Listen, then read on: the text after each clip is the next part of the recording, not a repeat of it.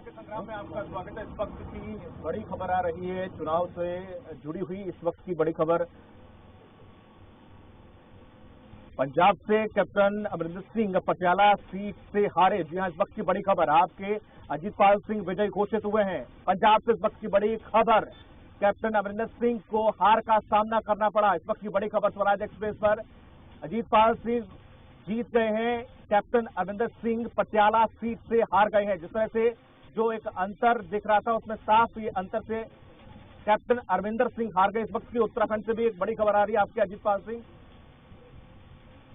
में बड़ा खुलासा, कांग्रेस ने खाता खोला है। इस वक्त उत्तराखंड से बड़ी खबर, लोहाघाट सीट पर कांग्रेस को बढ़ मिली है जीत। लोहाघाट में खुशहाल सिंह अधिकारी ने जीत दर्ज कर ली है। इस वक्त की बड़ी खबर, भाजपा के पूरन सिंह को शिकस्त दी है। उत्तराखंड से बड़ी खबर हम आपको बता रहे हैं, उत्तराखंड में कांग्रेस ने खाता खोल लिया है।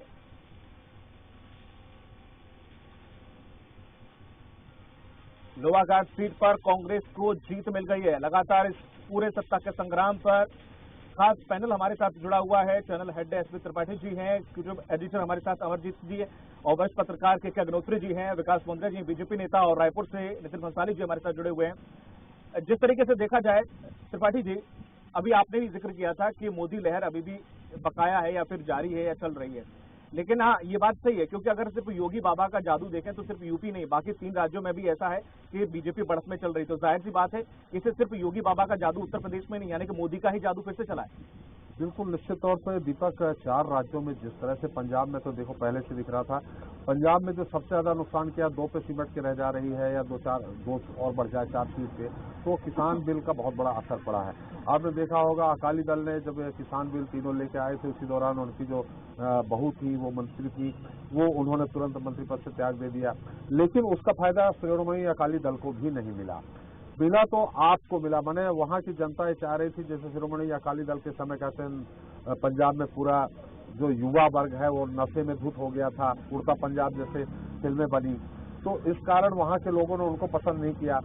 जो सिद्धू और अमरिंदर के बीच में चला है वो कांग्रेस को ले डूबा। अमरिंदर सिंह को इनका बदलना सबसे बड़ा गलत फैसला था। उसके बाद फिर सिद्धू के कहने पे चन्नी बने, चन्नी के साथ भी उनका विवाद हुआ।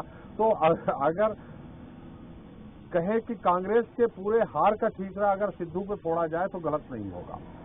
अब रहा सवाल दूसरी तरफ की गोवा और मणिपुर, यहाँ इनकी सरकार थी बीजेपी की, तो पिछली बार ये कांग्रेस से दोनों जगह पीछे थे, उसके बाद भी इन्होंने फिर से एंटी इनकम्बेंसी, इनको महत्व काम नहीं आया विपक्षी दलों के लिए, वहां सरकार बन गई। तो मोदी का जादू ही है कहीं न कहीं। वहां के लोगों ने हो सकता है धारा 370 से लेकर राम मंदिर जैसे मुद्दों का प्रभाव दूसरे राज्यों में ज्यादा पड़ गया हो। उत्तर प्रदेश में तो योगी मोदी दोनों का एक साथ जादू चला है।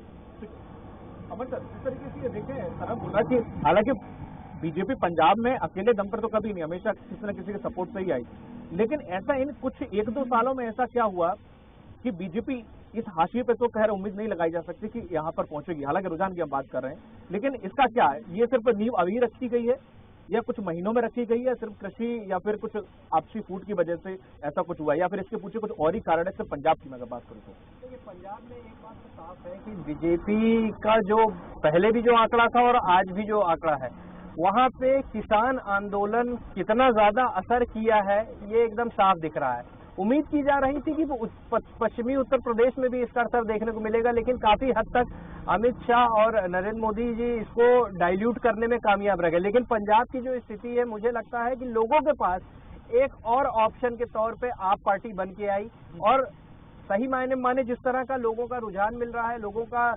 सीटें दे रही है आप पार्टी को, तो उनकी ज्यादा लोकप्रियता वो अरविंद केजरीवाल या भगवंत मान पे उन्होंने ज्यादा भरोसा जताया है, और इसी का फायदा मैं तो देखता हूं कि 2 बड़ी पार्टी के बीच में आप पार्टी में इसको कैश करने में कामयाब रही है। और रही बात वहां पंजाब में बीजेपी का, ये बीजेपी को पहले से ही समझ में आ गया था कि पंजाब में बहुत कुछ उनको हासिल नहीं होगा, क्योंकि जो वो आपको भी याद होगा दीपक, वो जो इंसिडेंट था जिसमें प्रधानमंत्री नरेंद्र मोदी का जो फ्लाईओवर पे गाड़ी रुक गई थी और उन्होंने जाते वक्त बोला था कि मैं यहाँ से जिंदा जा रहा हूँ, सीएम को बोल देना, तो उनको कहीं ना कहीं ये चीज समझ में आ गई थी, और वहां पे जो माहौल बन गया था उतना बीजेपी के फेवर में नहीं जा रहा था। लोग जो मौजूदा सरकार कांग्रेस से जो नाराज हो के अल्टरनेट देख रहे थे, वो आप पार्टी को ज्यादा देख रहे थे बनस्पत बीजेपी के। ठीक है, हमारे साथ नितिन भंसाली जी बीजेपी नेता हैं जो कि रायपुर से जुड़े हुए हैं। नितिन जी, सबसे पहले तो आपको बहुत बहुत बधाई कि बीजेपी को जो कामयाबी मिली उत्तर प्रदेश में, बाकी और राज्यों में कामयाबी के करीब करीब है। तो सबसे पहले इसका श्रेय अगर देना चाहेंगे आप तो किसको देंगे? बाबा को देंगे या मोदी जी को देंगे या बीजेपी की पूरी पार्टी की नीति रीति या प्रचार प्रसार, किस चीज को ऐसा है सबसे मुख्य वजह आप मानते हैं?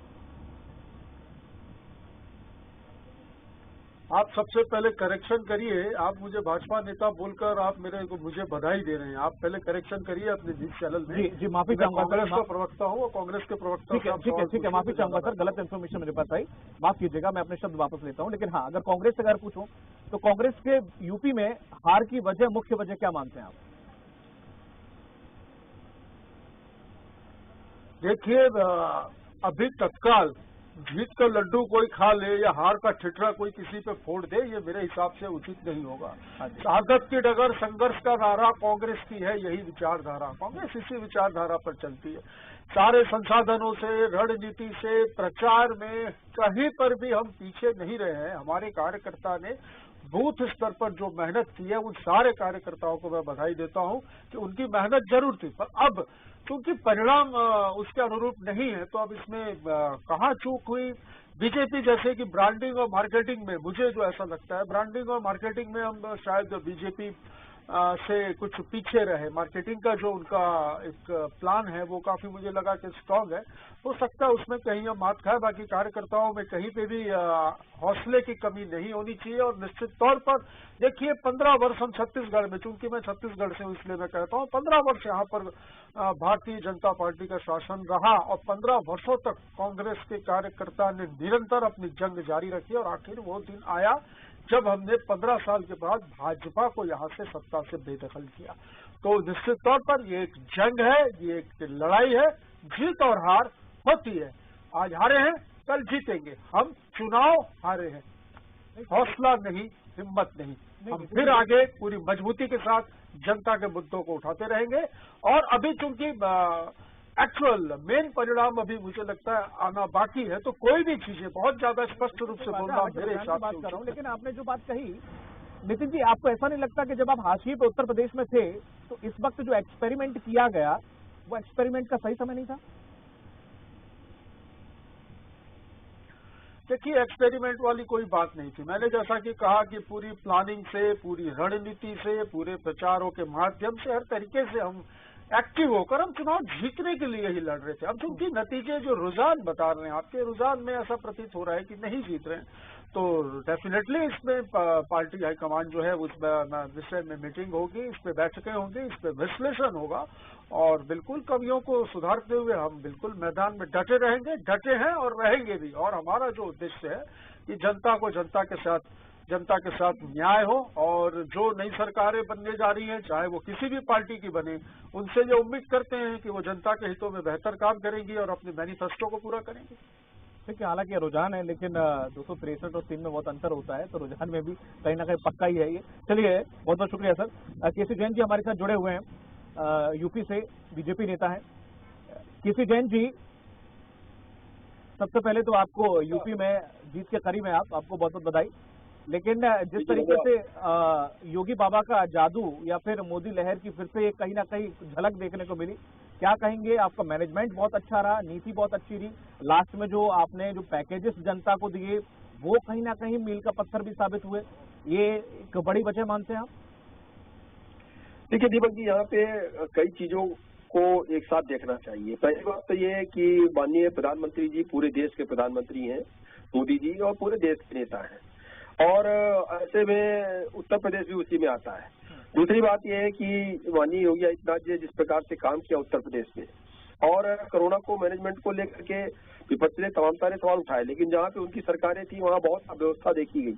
लेकिन उत्तर प्रदेश में माननीय मुख्यमंत्री योगी आदित्यनाथ जी के पिताजी के देहांत के बाद वो उनकी अंत्येष्टि में भी शामिल होने नहीं जा पाते हैं और कहते हैं मुझे उत्तर प्रदेश देखना है, पूरी जनता को हमको देखना है और मेरे ऊपर जो जिम्मेदारी है, मैं राज धर्म का पालन करते हुए जनता को हमको ध्यान में रखना है। और 3 बार स्वयं संक्रमित होने के बाद में भी जो ही वो क्वारंटाइन से बाहर आते हैं वो लगातार जनता के बीच में बने रहते हैं और अपनी देख रेख में जिस प्रकार से उत्तर प्रदेश में मैनेजमेंट करते हैं, ये भी एक बड़ा मामला रहा। लेकिन विपक्ष ने इस पे भी घेरने का प्रयास किया।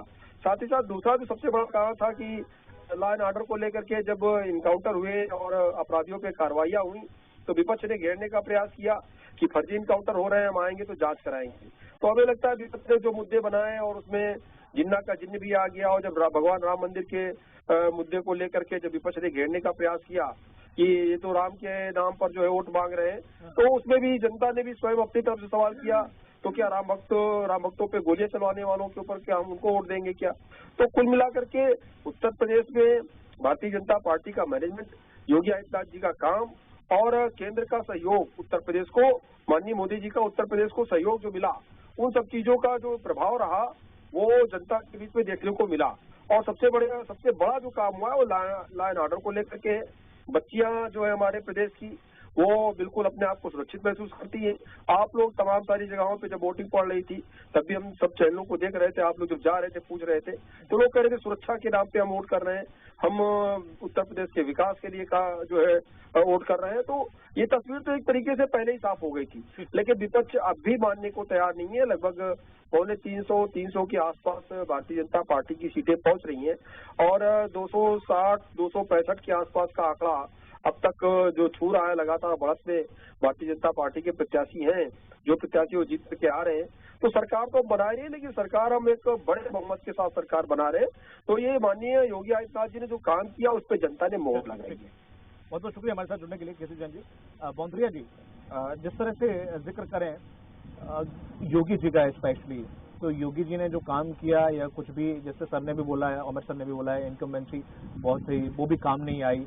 और चाहे वो हाल ही में लखीमपुर का मुद्दा ले लीजिए, किसान से जुड़ा हुआ मुद्दा ले लीजिए, कहीं पे कोई काम नहीं आया। बीजेपी जिस बढ़त के साथ पहले थी उसी बढ़त लगा ही नहीं कि बीच में कुछ हुआ था, जैसे पहले वाला ही वही सेम अभी दोहराया गया सिनेरियो।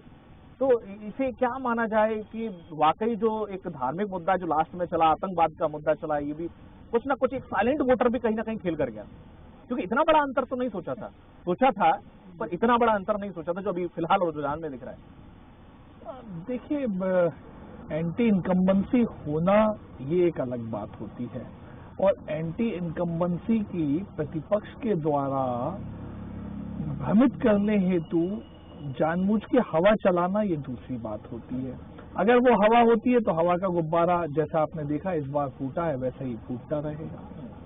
देखिए, कहीं भी एंटी इनकम्बेंसी नहीं थी। आप देखेंगे बहुत सारे लोग जो चुनाव क्षेत्र में सर्वेस के लिए जाते हैं, जो लोगों से चर्चा करते हैं, वो कुछ की पर्सन्स की अलग बातें सुनते थे, आम जनता की बातें वो अलग ग्रास्प करते थे। देखिए, शासन पूरा व्यापक होता है। व्यापक तौर पे सरकार ने क्या काम किया, क्या लोगों को सहायता पहुंचाई, लोग इसे देख के वोट देते हैं। कुछ एक घटनाओं को हवा दे दी जाए, उनको बहुत ज्यादा मीडिया में हर जिले में प्रेस कॉन्फ्रेंस करके प्रतिपक्ष उठा दे, उसका बहुत प्रभाव नहीं पड़ता है। व्यक्ति आखिरकार वोट देने जाता है, वो उसने स्वयं क्या महसूस किया 5 साल में, स्वयं क्या पाया 5 साल में सरकार के माध्यम से, उसको देख के वोट देता है। और मुझे लगता है कि यूपी में अगर सरकार दोबारा आ रही है, जो कि एक मिथ टूटा है कि वहां सरकारें रिपीट नहीं करती हैं, ये इसका एक सबसे बड़ा उदाहरण है। यूपी में स्पष्ट है, आप देखिए, मैं सरकार का बेसिक काम क्या होता है। सरकार का बेसिक काम है लॉ एंड ऑर्डर को मेंटेन रखना। दूसरा बेसिक काम है कि लोगों को मूलभूत सुविधाएं देना। तो प्रशासन और राशन की जो योगी सरकार ने व्यवस्था करी और भारतीय जनता पार्टी की साफ नियत को लोगों ने जो आका है, ये उसी का परिणाम है कि आज लगभग प्रमुख प्रतिद्वंदी सपा से हम दुगने से भी ज्यादा सीटें वहां पे प्राप्त कर रहे हैं। मतलब अब आप इसे मिथ नहीं मान सकते हैं। बिल्कुल। भंसाली जी के पास, अग्रवती जी मैं आपके पास आऊँ, उससे पहले भंसाली जी के पास समय कम है थोड़ा सा। भंसाली जी, अगर मान लीजिए अब मैं रुझान बोलूंगा तो सही रहेगा, अगर आप मैं कुछ और बोलूंगा तो आप कुछ और कहेंगे। रुझान की बात कर लेता हूँ। अगर इसमें भी अगर जोड़ रहा हूं मैं, अगर हार जाती है उत्तर प्रदेश में कांग्रेस, तो ईवीएम की तो आफत है फिर। ये स्वीकार कर लेंगे कि हाँ देखिए अभी कमी रही। किसकी है और क्या है। मैंने जैसा कि कहा, प्रचार से नेताओं के मतलब लगातार सारे प्रदेश के मतलब नेताओं का वहां पर मेहनत, वहां के स्थानीय कार्यकर्ताओं की मेहनत। मैं बता दूं 18,000 कार्यकर्ता उत्तर प्रदेश में हमारे इस लड़ाई में झेल भी गए। एक एक कार्यकर्ता ने मजबूती से और ईमानदारी से मेहनत की है। एक उनकी परीक्षा थी, कांग्रेस हारने वालों में से नहीं है। देखिए आजादी की लड़ाई में भी कांग्रेस शामिल थी और आजादी इस देश को दिलाने में कांग्रेस का बहुत बड़ा योगदान रहा है। लड़ाई थोड़ी सी लंबी जरूर है। मैंने जैसा कि कहा कि यदि ये रुझान नतीजों में तब्दील होते हैं और यदि हम हारते हैं तो हम हारेंगे, चुनाव हारेंगे, हिम्मत नहीं। कांग्रेस का कार्यकर्ता आगे भी इस जंग में शामिल रहेगा और जो नई सरकारें बनेगी, मैं फिर से कहूंगा कि मैं उनसे उम्मीद करता हूं कि जो उनका मैनिफेस्टो था या जो उन्होंने वादे किए उन वादों को वो पूरा करें और हमारी तरफ से जो सरकारें बन रही है उन्हें शुभकामनाएं। जहां पर थोड़ी भी चूक हुई, जहां पर लॉ एंड ऑर्डर मिस हुआ, जहां पर बहनों पर, माताओं पर अत्याचार हुआ, जहां पर कानून राज की धज्जियां उड़ी, जहां पर गुंडा राज रहा, वहां पर कांग्रेस उसके खिलाफ मुस्तैदी से और मजबूती से खड़ी थी, खड़ी है और खड़ी रहेगी। ठीक है, बहुत बहुत शुक्रिया सर चर्चा में शामिल होने के लिए। इस वक्त की एक और बड़ी खबर आ रही है।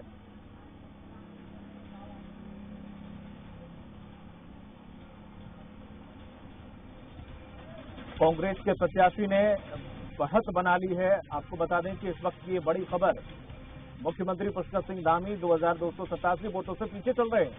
कांग्रेस के प्रत्याशी से सीएम पुष्कर सिंह धामी पीछे है। उत्तराखंड से यह खटीमा सीट से बड़ी खबर, सीएम पुष्कर सिंह धामी 2287 वोटों से पीछे। लगातार अभी बीच में भी वो करीब 9000 वोटों से पीछे चल रहे थे, लेकिन कम जरूर हुई है, लेकिन अभी भी 2287 वोटों से पीछे हैं सीएम पुष्कर सिंह धामी। लगातार हमारे पैनल हमारे साथ बना हुआ है। अग्निहोत्री जी, कुछ दो सवाल बड़े अहम है कि कांग्रेस ने वाकई ये बात सही है कि कांग्रेस ने काम किया।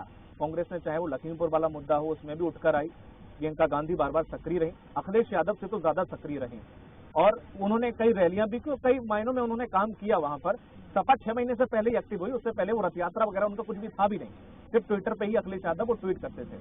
लेकिन उसके बावजूद भी हालत बहुत ज्यादा कांग्रेस की उधर खराब है।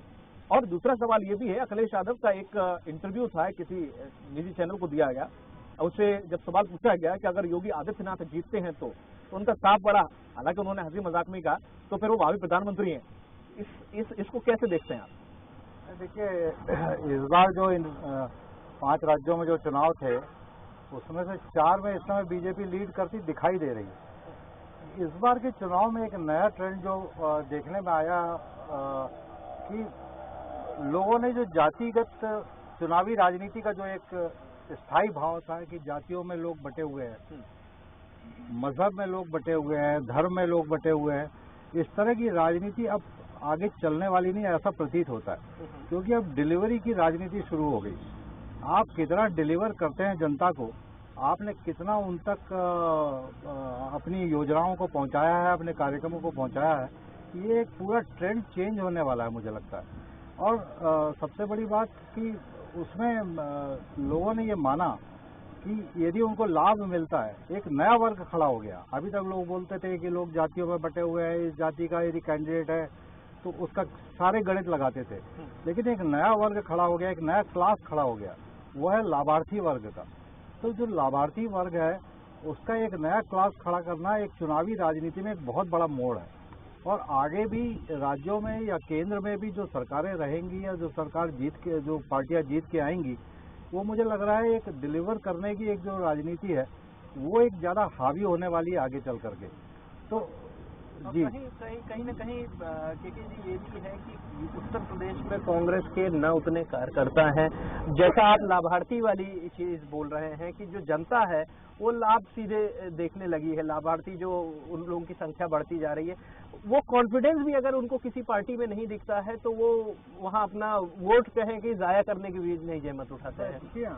लेकिन एक समय जो उत्तर प्रदेश में कांग्रेस सबसे बड़ी पार्टी है और सबसे सालों साल उस स्टेट में जो है सरकारें बनाती आई, और अब ये स्थिति हो गई कि उनके 3 या 4 या 5 बढ़त जो इस समय दिख रही है सीटों की, तो ये एक बड़ा उनको सोचने और मनन करने की जरूरत शायद कांग्रेस पार्टी को पड़ रही होगी कि इन पूरे 5 राज्यों में उसकी क्या स्थिति बन गई है। पंजाब में तो जिस तरह आपने बात करी कि जिस तरह का खेल कांग्रेस आला कमान ने वहाँ मुख्यमंत्री को लेकर के खेला और फिर नवजोत सिंह सिद्धू के कंधे पे बंदूक रख करके जिस तरह की राजनीति वहाँ पर की, उसका असर इस समय कांग्रेस को देखने मिल रहा है इस चुनाव में। तो एक तरह का वो असर सारे ही राज्यों में देखने को मिल रहा है और उसका खामियाजा भुगत अभी थोड़ी देर पहले हम लोग अपनी स्क्रीन पे भी दिखा रहे थे। त्रिपाठी सर, जिस तरह से पुष्कर सिंह धामी पीछे चल रहे हैं 2200 वोट से, मुझे लगता है कि वहाँ का जो मिथ था कि अगर मुख्यमंत्री जरूर हारता है, वो लग रहा है, क्योंकि जब 45 सीट लगभग अभी तक जो रुझान आ रहे हैं, 45 सीटें लगभग बीजेपी निकाल रही है और एकदम क्लीन सरकार वहां पे बन रही है, उसके बावजूद भी सीएम पीछे चल रहा है। इससे आप बीच में थोड़ा सा पूछने के लिए, लेकिन तीनों कैंडिडेट मुख्यमंत्री पद के वो पीछे चल रहे हैं। हरीश रावत भी चल रहे हैं, आम आदमी पार्टी के कैप्टन साहब भी पीछे चल रहे हैं और धामी साहब भी पीछे चल रहे हैं। ये उत्तराखंड में ही ऐसा होता है। जब सरकार बीजेपी की बन रही थी तो खंडूरी चुनाव हार गए, जो प्रत्याशी थे। निशंक सीएम कैंडिडेट थे, चुनाव हार गए। तो वही उत्तराखंड अपना जो इतिहास है उसको रिपीट कर रहा है, तीनों प्रत्याशी हार रहे हैं। और जैसा कि इसके पहले अमर जी आपने बोला था कि अगर बीजेपी की सरकार फिर से बन जाती है तो धामी एक राष्ट्रीय लीडर के रूप में उभर कर आ जाएंगे। अब क्या होगा? सरकार तो बना दी और चुनाव हार जाते हैं तो फिर क्या होगा? अब मुझे लगता है वही होगा, जैसे एक साल में 3 बार मुख्यमंत्री बदले थे, वैसे जीत के बाद फिर नए मुख्यमंत्री की तलाश शुरू होगी। वैसे एक बात बता दूं, वहाँ पे मैं जब गया था, वहाँ पे लोगों से बात की थी तो एक अच्छी जगह उन्होंने बना ली थी, जितने कम समय में लोग उनको पसंद करने लगे थे। और जिस तरह से जो और बड़े सरल पुष्कर सिंह धामी का एक इमेज बन गई थी उनकी। वहाँ के आम लोगों का यही कहना था कि काफी यंग एनर्जेटिक है और लोग उनको एक्सेप्ट करना शुरू कर दिए थे। तो मुझे लगता है कि अब देखिए, ये तो बीजेपी का डिसीजन होगा कि वो किसको आगे मुख्यमंत्री चल रहे हैं कि वो हार रहे हैं, लेकिन अभी रिजल्ट आने में देर है। हाँ, क्योंकि 9000 से पीछे थे, 9000 से घट के 2000 तक आए हैं। बिल्कुल तो हो सकता है। होता है कॉन्स्टिट्यूएंसीज में कुछ एडवर्स बूथ पहले काउंट होते हैं, बाद में फेवरेबल बूथ की अलग अलग पट्टियां होती है अलग अलग नेताओं की, तो हो सकता है खासकर पहाड़ी क्षेत्रों में होना बहुत। अगर हार जाते हैं तो विकास जी को निश्चित तौर पे चौथा मुख्यमंत्री चुनना पड़ेगा। चलिए, इस चर्चा को और आगे जारी रखेंगे और कल फिलहाल वक्त एक छोटे से ब्रेक का, लेकिन हाँ, इस तरह सत्ता का संग्राम का हम लगातार चर्चा कर रहे हैं, हर अपडेट आपको बता रहे हैं, हर एक बूथ की जानकारी दे रहे हैं, वो कंटिन्यूअसली हम आपको देते रहेंगे। सत्ता का संग्राम का सिलसिला जारी रहेगा। फिलहाल वक्त एक छोटे से ब्रेक का, चलता हूँ के हाथ।